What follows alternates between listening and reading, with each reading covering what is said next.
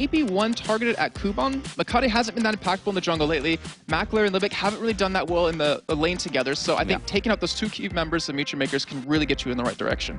Well, let's see then. We saw a Sona ban coming out first for Meteor Makers. That is by far and away Voidle's most picked champion. And you know, it's Gambit's most picked support champion to have in there anyway, so that's not really a surprise. Fiddlestick's going to be banned here then for Gambit as well. Okay, so Libik, he plays a lot of Fiddlesticks. He actually doesn't do too well on him, unfortunately. Like, the whole champion can be... It can work really well, or unfortunately work very bad for you. It just depends on how well you do in lane, where you could be a real terror with like a Fiddlesticks bars kind of combo. But obviously I could be able to play it this time. Well, they've banned out Fizz here as well, Gambit, which kind of tells them that they're going for very specific picks here, that they don't want that Fizz to be able to be coming out as a counter pick for. I was trying to think, has Czaru played Fizz yet this split? I don't believe he has. No. I think the only one we've ever seen was Nuke Duck, and I think maybe Hostile at once. And that's just about it. But yeah, I mean, that's a very good point. Fizz is a very good counter to a couple of champions like Karthus, but he gets countered by Ahri, which is already banned out. So I'm really curious to see if Czaru has actually been practicing that. Maybe that's the reason, or the reason just like you said. Well, it looks like we could be seeing Aatrox in this one. Of course, Darien was the first player to bring Aatrox to the table. Thresh is another champion that's managed to slip through the ban phase from this one, so it wouldn't surprise me to see that come in, especially with that Sona ban. Ooh. Okay, so we do see the Thresh locked in. Sorry, I was getting excited. Look at the other pick. He is. He's like, yes, finally. But the Thresh, he was changed around a little bit in 3.10. His base armor, his base health was reduced, but the ability power and the armor he gets per soul was increased, so it's a flat 0.75 for every single one, so it takes about 100-something souls for him to kind of equal out to where he was previously. But still, the hook, I mean, that's the true terror of Thresh, and if you get hit by one of those, you can just die. Well, you did see that at least managing to sneak through, and you see how happy Kubon is with that one. Just look at his eyebrows. Doing the dance of Kubon's eyebrows that are now infamous here in the LCS. Let's see what they go with for their second pick from this one. And now, the likes of Vayne that's still available is a champion that Makler... number one, Vayne right now is very, very popular, very strong. Makler has played a lot of Vayne in the past. Genja, not really the biggest Vayne person, though. Yeah, and we always do pretty much talk about Makler and his micromanagement on the AD carries. Like, we think back to Intel Extreme Masters Cologne, where his Kog'Maw was ridiculous. His Vayne was just so well done. And with the Nunu pick, I think we might see a Kog'Maw come out of him, actually. Yeah, we'll see that going into action here. But thinking of that Nunu in the jungle, we have seen Nunu support actually being used as well. So we'll see about that one.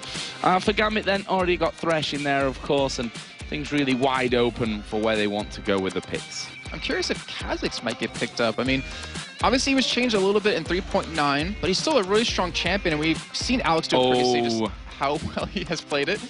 And you see something that you like.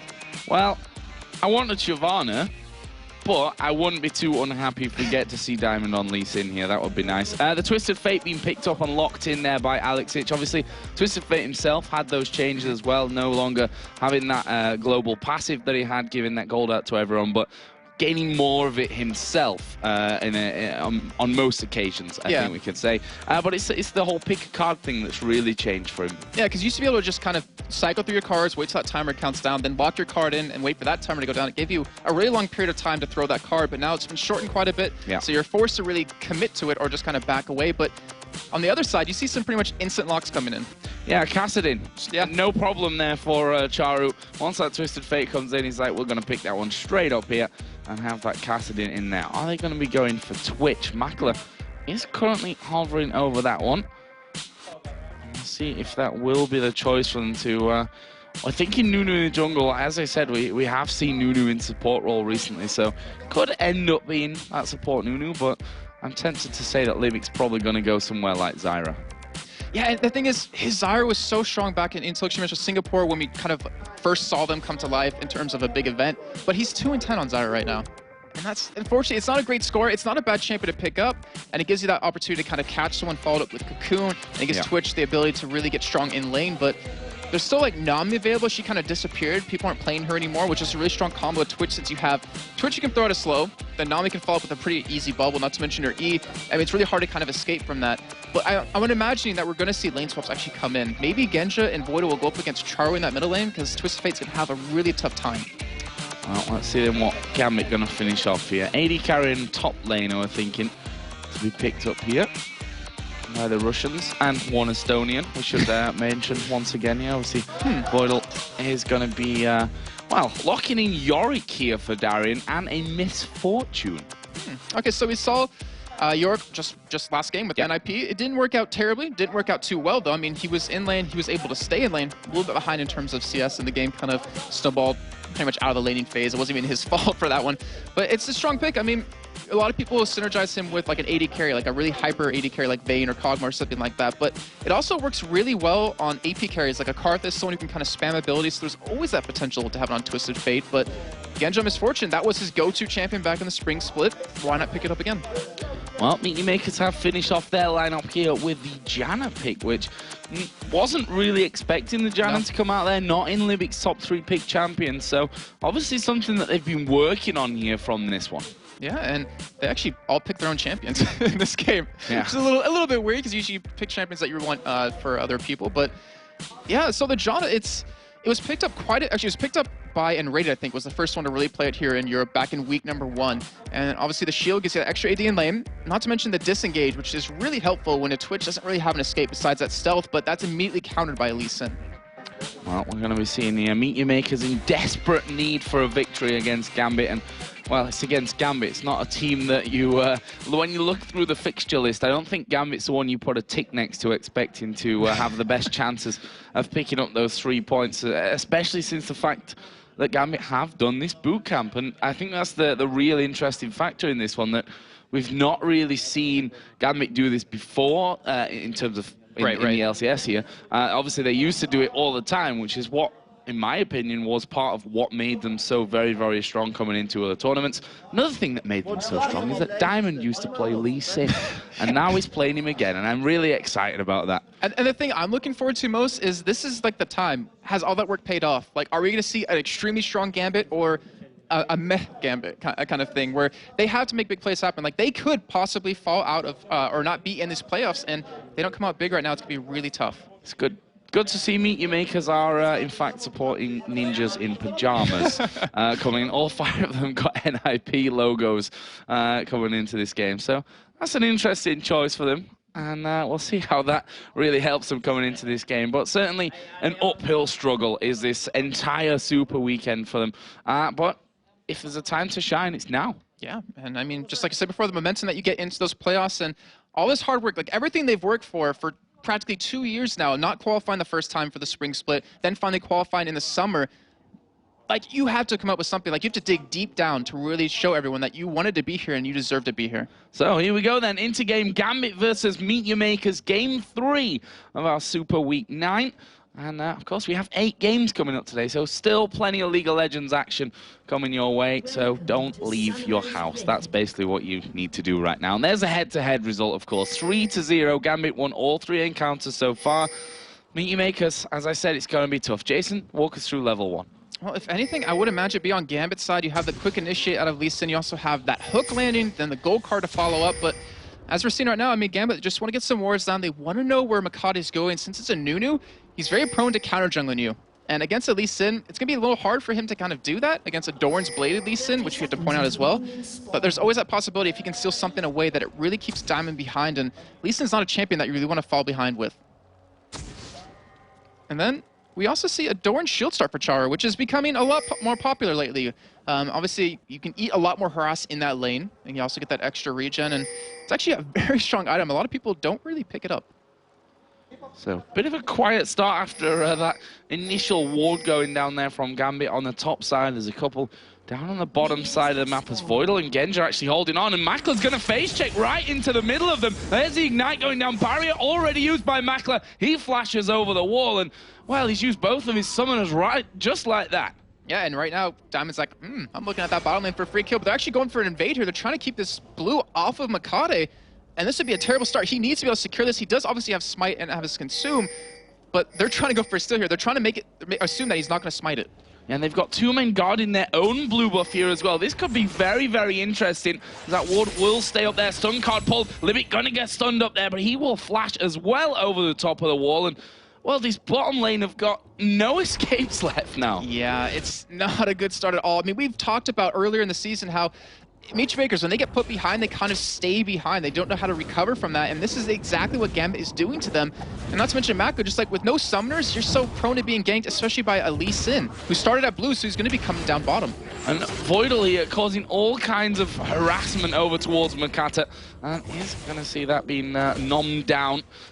They do finally get down into lane, as once again Makler, he's had to obviously go home to heal. He's used his barrier, he's got no flash, as doesn't Libik. So overall, this bottom lane from Meet Your Makers have to be so careful now. Yeah, they do, especially if you get like hooked by with a Misfortune who does so much damage earlier on. She's like one of the strongest AD carries pre-level 6, or even not level 6 with that bullet time. So they have to be very careful, and that makes you wonder, will Mokatte come around and try to help that bottom lane as Diamond, instead of ganking that bottom lane, he's actually just farming away in that jungle. It looks like he wants that level 4 before he goes in for any sort of gank, but he also doesn't really need to force it because he knows Mokatte's behind. Bit of a pink ward battle down in his bottom lane. You see the exhaust being used there. There goes the flay on towards Libik. He's very, very low from this one. First blood comes into Genja, and Makler, I'm not sure that he can really stand to this one either, but he will go back off towards the tower, uses the expunge there onto Genja, who will go low from it, but they've picked up that first blood crucially. Wait a minute, was Genja aggressive there? No way, I don't believe that. I mean, we never see him play aggressive, and it might be a result of that boot camp. He might have changed up his style a little bit. He's done it in the past, but you see how well it works out for him right now as Makler, 3 CS, 4 minutes in to 15 CS on Genja, who can just free farm away right now. Yeah, and holding out that lane really nicely here as well, stopping Makler really getting into range for most of it as he just comes out. Can get 1 CS there from that one. Let's not go too far with that one.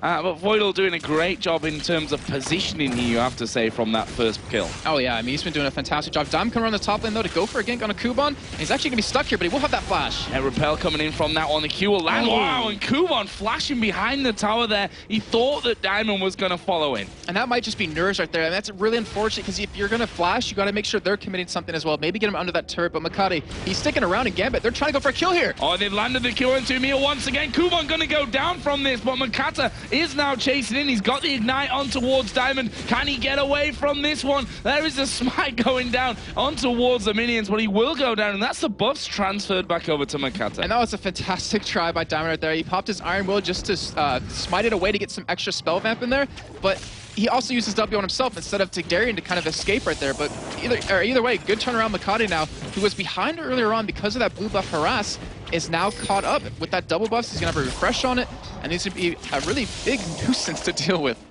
So, 2-1, 700 gold lead here right from the start for Gambit. And well, it's good that Mokatte got that kill there because things could be going very badly for them right now if that had have not happened. But still not all perfect at this stage. We'll see how this one really develops. You can see that bottom lane, they continue to put the pressure on towards Makler, who, lucky there that Voidle actually, I think, tried to aim his hook as to where Makler was going to go, but he just stood still, so he missed anyway in the end.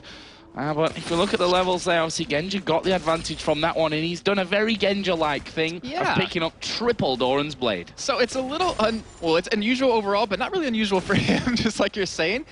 Tia's coming next. Oh, I hope not. I hope not on Misfortune. But what it does give him, though, is that extra presence in lane, that extra damage so he can afford to duel Makler even more. Not to mention the lifesteal, because he wasn't running any flat or any percent lifesteal on his runes in here. But Darien actually being very aggressive on Kubon because Diamond was around, and Makler, Darien actually can take him very low. Wow, Kubon actually going very aggressive from this one. Diamond's not really close to him as you see the Repel coming. Has he got the finisher? Yes, he has. Kubon picks up the kill. He's got a level advantage here over on Diamond. He's going to have to try and dodge this Q, throws down the cocoon. Diamond going to get decent damage into him here, but there's a lot of minions there as well, and Diamond forced to back off. That was fantastic. His Spiderling caught the Q out of Diamondprox, so he didn't get caught at all. He was able to run through his own minion wave and escape.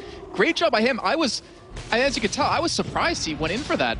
I mean, considering we obviously knew where Diamond was, but to kill Darien like that, because we know he goes on tilt, we're going to see how it's going to develop. Yeah, Czaru going in aggressive there. I think he's bitten off a little bit more than he can chew. Where's the wild cards? Alexich not able to throw them out quick enough here. And Czaru will escape with very little as Mokatte comes around the side as well. Snowball not doing enough. Little bit of a dance and backing away. Yeah, and right now, because of that kill top lane that Kubon just got, it gives Mokatte that freedom to gank middle, to gank bottom, to help those other lanes out a little bit. As you can see by CS, Alexich is ahead of Czaru. Mokatte is going to be sneaking around here bottom. And he's not spotted by a ward. This could be very bad for Gambit, though. Genja, he does have flash, does have barrier to escape.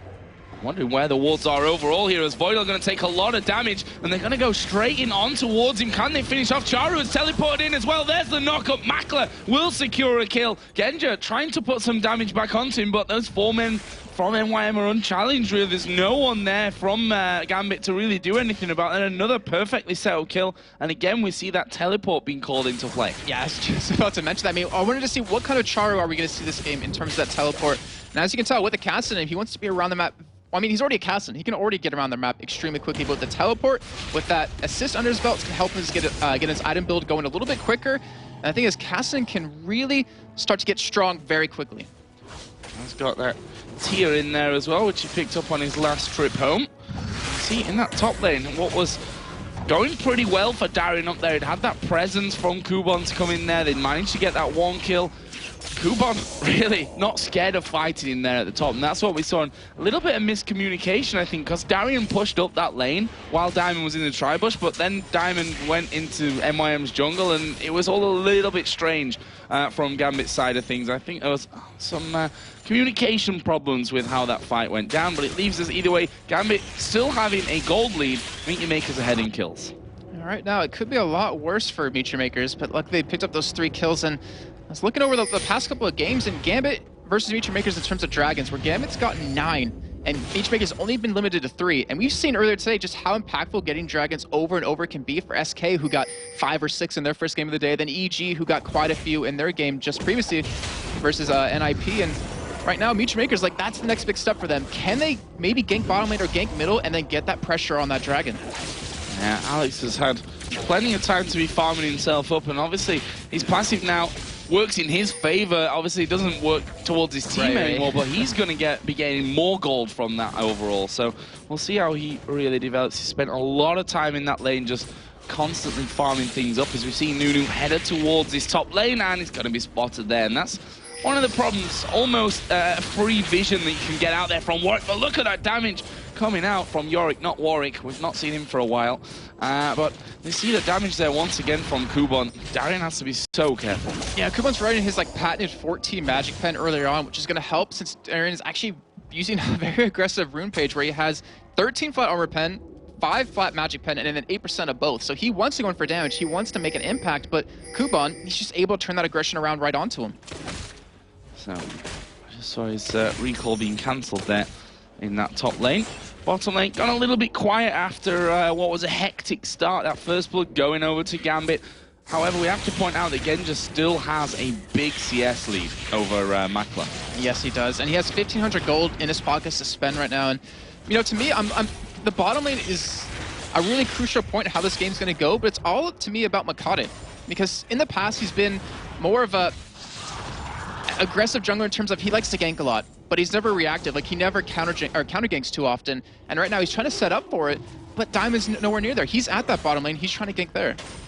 Now he's just spotted Mokatte coming running out of the bush like, good job I didn't push that one out too far. With the Nunu waiting in there, but look at this. Meet Your Makers are all coming down, so we could be seeing a play about to happen on towards Dragon. Yeah, and Alex actually might be able to get caught here. Yeah, and they've come right into that one. Cocoon match range. He's going to land onto him. Alex now in all kinds of trouble. He's going to be able to stun one of them, but he went for Nunu. The other two mobile enough to finish off. Good kill, and that is most probably going to secure them this dragon as well. And what's a little weird is that you mentioned it. Darien saw Nunu running down through the river. Like, they kind of should have expected that coming. And right now, Meet Your Makers are trying to get this first dragon, but Diamond, he has something to say about it. Yeah, Libik here actually going to get hooked, get hit with a Q. Genja picks up that kill. We do see the dragon actually being picked up there by Meet Your Makers, flashes away. Q not quite landing there, coming out of Diamond, and able then for not to follow up on things. And Meet Your Makers, they lose their support player, but they've picked up the first dragon of the game. And to me, that's really important for them. I mean, right now, in terms of total dragons over the summer split for EU, they're 7th at 38. And we talked earlier about how Gambit has 9-3 up against them in their series, and something like that gives you so much gold, and it really kind of gives you a good mindset. It gives you the opportunity to say, all right, dragon died then, we have the timer for it, and when it comes close to that point, we'll have a pink ward down on it, but do we also want to make another play on it? And if they can kind of snowball multiple dragons overall, then they will have a hefty lead. So, just seeing a couple of items being picked up. Genja in particular, a lot of gold going back there, picking up a BF sword and a Vamp scepter from that one. We can see from Alex's side, he's added the Sheen in. On the top side, Yorick now, Negatron Cloak, probably vital at this stage. We've seen how much damage Kubon's been doing to him. Yeah, that will be going to that Spectral's Cow, which is actually a very strong item. That regen you get is just so strong, but right now Kubon, he kind of countered that with the Haunting Guise, and if he gets Sword Boots right after, that Negatron Cloak is pretty much wasted gold right now for Darien. Well, let's see how that one heads. As we see at the bottom here, Makler going to be doing a bit of damage, but actually takes far too much there. Has to use his barrier. Voidle was trying to push in there as Diamond comes flying through the queue, not quite landing in on towards Libik. He's like, hey guys, I'm here. Oh, too late. But we just saw right there, like the trading potential out of Genja versus Makler, where Genja just destroyed him with that BF sword, with those 3 Doran's blades. Yeah. And Makler, he has to go back, he has to pick up an item, and he actually is going towards the Bilgewater Cutlass, so he will go for that Blade of the Rune King as his first major buy, and honestly, that really won't help him in lane too much. It'll help him in team fights with the spray and pray, but Genja should be just able to outdamage him 1v1 now. So Kubon there just pushed onto his tower, does pick up the Haunting Guise here, first of all, as we've seen him do a lot during the course of the season, but Darien starting to be able to hold his own in this lane. We'll see how that one all really develops. Mokatte did start to come across, but I think decided that they probably weren't going to get in onto it. And now we're seeing the second blue buffs going over to the mid laners. And yeah, we've seen Kubon carry very well on his Elise. He has a 4.6 KDA on her. And you kind of see Meteor Maker's mindset behind that, where they've been defending her quite well. Like, Mokatte's been up there often, more often than he's been bottom lane or middle so far, and it kind of shows that they want to get him started early. And we're going to see how it's going to develop as the game goes on, obviously. But Czaru hasn't been given much help. However, he's doing a great job in keeping up in CS. He is not down that much. Yeah, he's really not that far behind. And his teleport is now off cooldown, by the way, so could be seeing him get involved. We have to mention as well, Alex Sich, level 10, he's not popped Destiny once. Yeah, actually just thinking about that as well. I mean, he hasn't had the opportunity to go top or bottom just yet. He knows Czaru will be able to follow him here, so maybe it's meant more for split push. And as you see him set up, it looks like he actually wants to go for a teleport down this bottom lane, and they need to back away. Yeah, they need to get away from this one. As we see there, the Howling Gale mistimed, and Makler gets absolutely destroyed. There's the full channel of Mokatte's ultimate coming out. It's a lot of damage coming around, but can they hold on? Flash away from Alex. They picked up the kill on Czaru. Mokatte now underneath his own tower will go down. That's another kill for Genja, and Gambit going to be taking the first turret of the game, plus 3 kills for nothing. And wow, I mean, we just talked about Alex not use his ultimate. He comes in towards that bottom lane, and the thing was, right when Czaru got in there, like right when he teleported in, Alex hit him with the gold card. It stopped him from doing any damage, and they just blew him up, and honestly, they could pick up a second turret. Yeah, I mean, I don't see what Libik's going to be able to do to stop this one. Throw out a Howling Gale, but that's really all he's got, and you see how fast they're ripping through this tower right now. That is going to be the second tower, an inner turret taken here from Gambit. That just makes those 3 kills in that initial tower even more amazing. And what's really deadly is with that second turret going down, they lose control of their blue buff. I mean, we have to have Libik warded up constantly, because Czaru, he's going to need that blue to power up that tier to get that Rod of Ages and to be able to have that ability to keep spamming. Not to mention, Dragon should be coming up relatively soon. To me, actually, that's losing that second turret was worse than losing 2 middle turrets at this point. Oh, Kubon. I mean, very, very low. The Ghoul's hammering away on him there.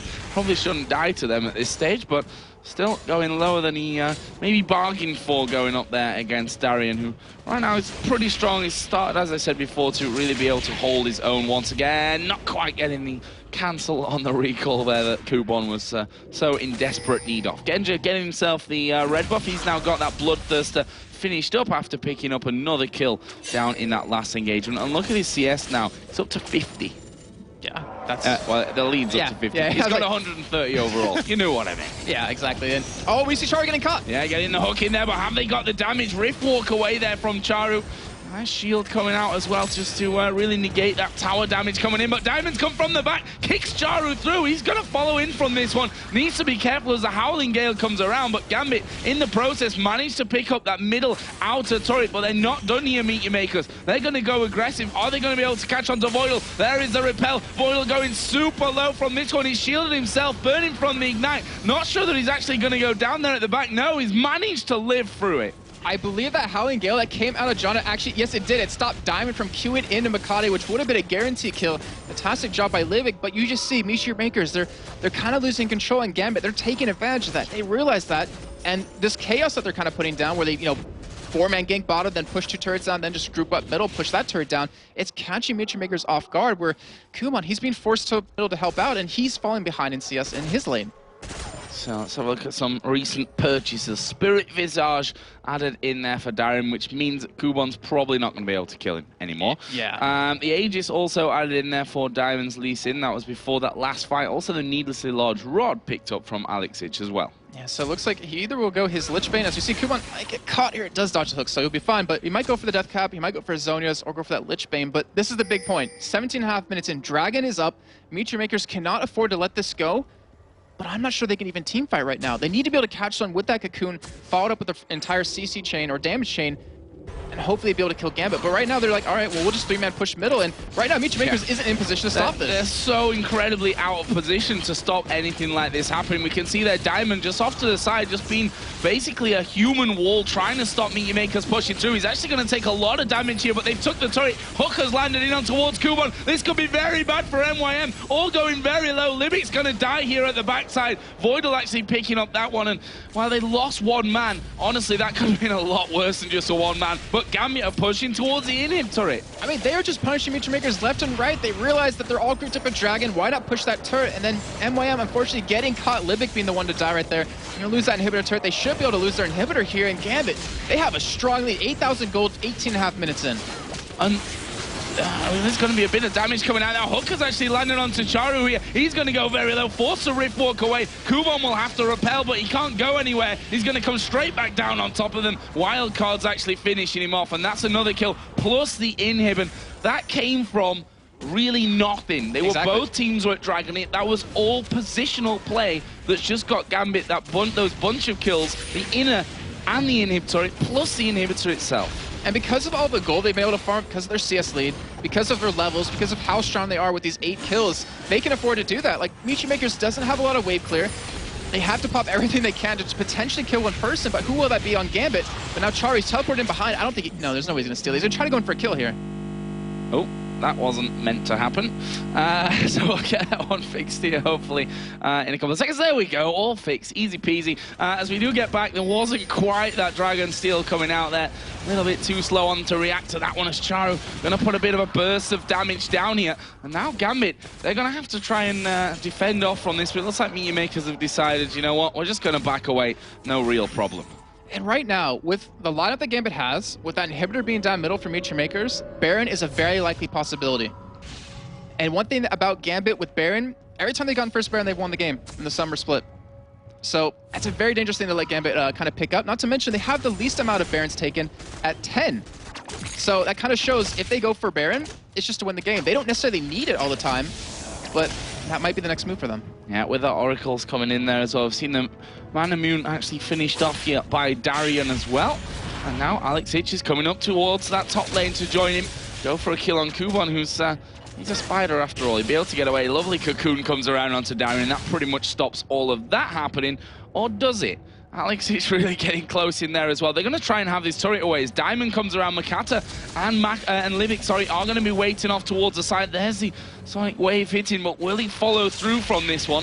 Doesn't look like it. Oracle clearing out vision as well. They've completely zoned them out of that final outer turret. Yeah, Meteor Makers can't afford to do it. They're not strong enough, first of all, but with that middle inhibitor being down, they have super minions constantly pushing up against them that they have to concede pretty much their 2 outer turrets, and Gambit are taking advantage of this right now. We're going to have a 5-on-5 probably breakout here relatively soon.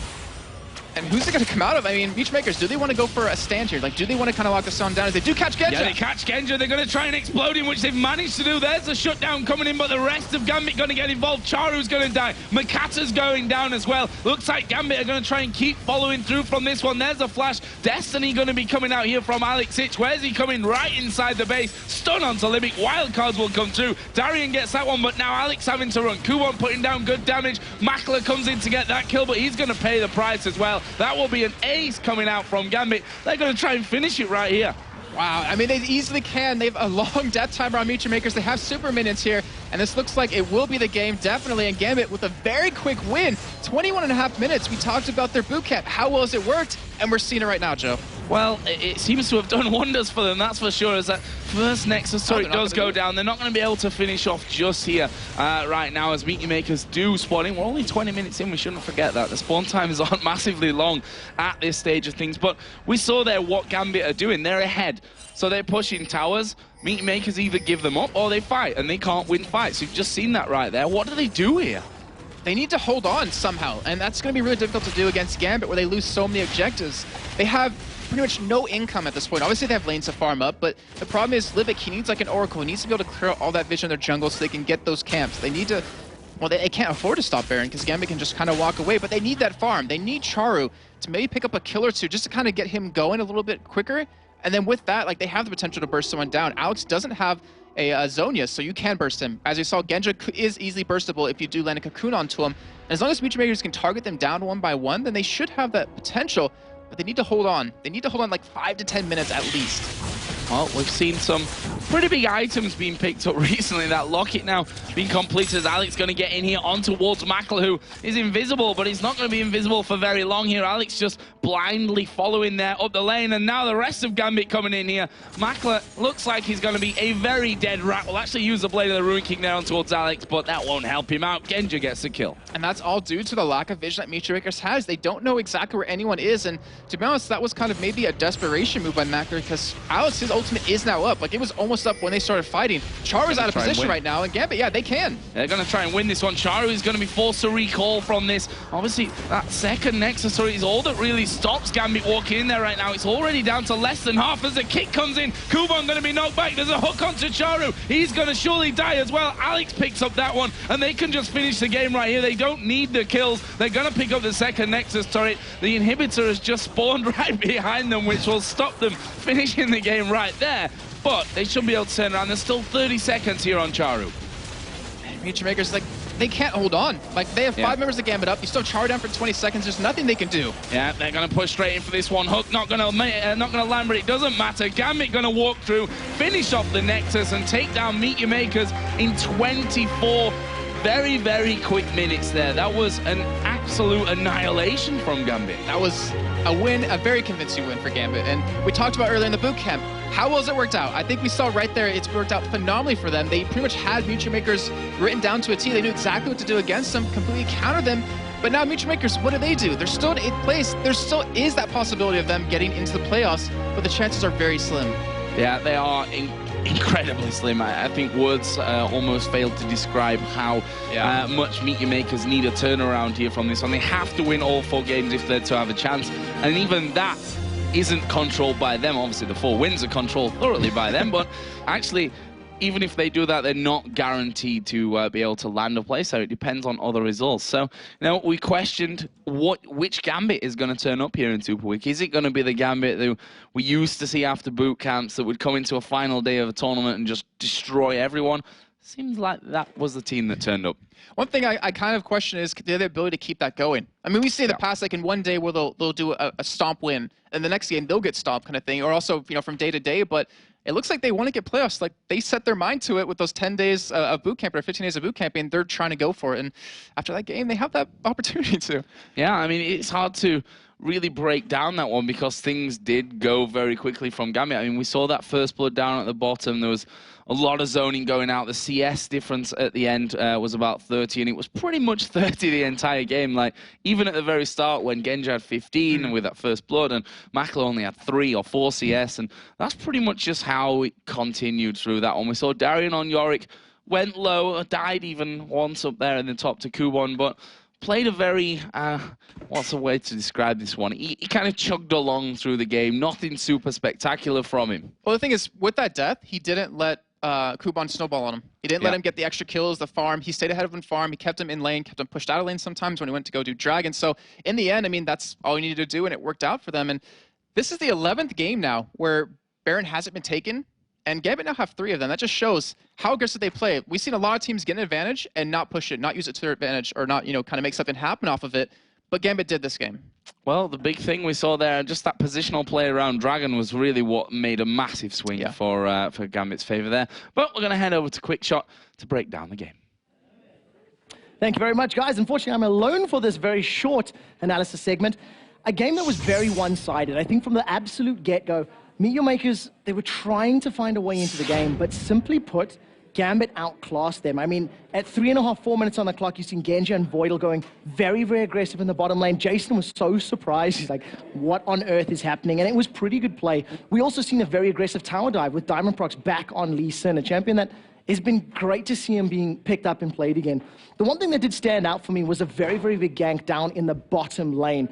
We've seen Alexich playing Twisted Fate. It's a champion that we haven't seen much of on 3.10, but to be fair, we've only seen about 9 games in total between NA and EU, and he played it perfectly. A lot of the power of that pick a card, lock in the gold card, destiny to a location, and instantly stun somebody has been made a little bit more skill focused, and Alex demonstrated it perfectly. He landed the Destiny, he managed to pick up multiple kills for Gambit, pick up both of the towers, and that's what allowed them to do a lot of that dragon posturing and all of that map movement that Joe and Jason were talking about and analyzing so heavily. In total, that's a good win for Gambit. It puts them very securely in the middle of the table now. They're sitting just behind NIP, who are, 12 and 12. They need to pick up another victory to close that gap, and we'll have to see if they can continue the performance, because right now, that boot camp seemed to be paying off. There's a few little things Gambit could tweak, and I wonder if Shox is going to ask Alex exactly what they'd like to work on. Thank you very much, Trevor. Welcome to the interview rounds, Alex. And I indeed want to ask you about that. You guys went 0-3 last week, and then you guys went on a boot camp. Is that a decision that came only because you went 0-3 and that it was absolutely high time to change something, or where did it come from? So that decision was made like long time ago. We knew that we will go to boot camp before the Super Week. So the 0-3 didn't affect it at all, because we need to train to Gamescom, we need to train to Super Week. And we really need these wins, so we try our best and train as much as possible. All right, and besides that training, how did you pick up morale after that last game, that 0-3 being this close to the playoffs? Is that you then that takes it in your hands to get the team going again, or? I think it's like, it is the thing of the past, and you just need to keep going, need to forget about it, and okay, we went 0-3, but 10 days passed, and now we're ready to win, and we try our best to do it. So a clean slate today versus MYM. Talk me a little through the picks and bans. We see Yorick. It's the second time we see him today. How do you think why do you think it is that we see the resurgence of Yorick here, and how did it help you guys specifically? So Yorick is a really strong hero in laning phase. He's really strong in 1v1 and 1v2. He brings a lot to the team. He got kite, he got damage, and he's the hero that is really good against dive comps, because you can resurrect the hero that is getting dived. He's really good in dive comps because you can resurrect the hero that is diving. And he's like the hero that forgives the mistake, because if you misposition, he can resurrect the guy that mispositioned. So are you saying some of your guys misposition often and you thought, let's throw in a Yorick there? For example, you can see that Genja got a bit cocky and went hitting the turret and got stunned by Alice, and he got resurrected, and we won the team fight. So working as intended, that Yorick. So tell me about that game then, because coming into it, the Elise was putting on a lot of pressure in the beginning, but then you guys just took it in your own hands and finished really quickly. So how did the game go from your perspective? So their bot lane did a lot of mistakes level 1, like Twitch face checking, and after that we went to their buff and went for 3 versus 3 fight, and Janna used her flash too. Nuno was slowed in the jungle, that helped our top lane and jungler, and our bot lane could bully their bot lane really hard. And because our bot lane got really huge advantage, we could easily snowball it with Lee Sin and Twisted Fate. And after getting the huge advantage, we just went for push, and they couldn't handle it because they got Twitch and Janna really underleveled. Yeah, absolutely. Great game from you guys. So after that, first game after the boot camp, how happy are you with that performance? So I didn't expect that this game were going so smooth. So I hope that we will continue this performance, and it will help us winning. All right. Thank you very much, Alex. First win here in the path for Gambit to Gamescom, of course. As for us, we're going to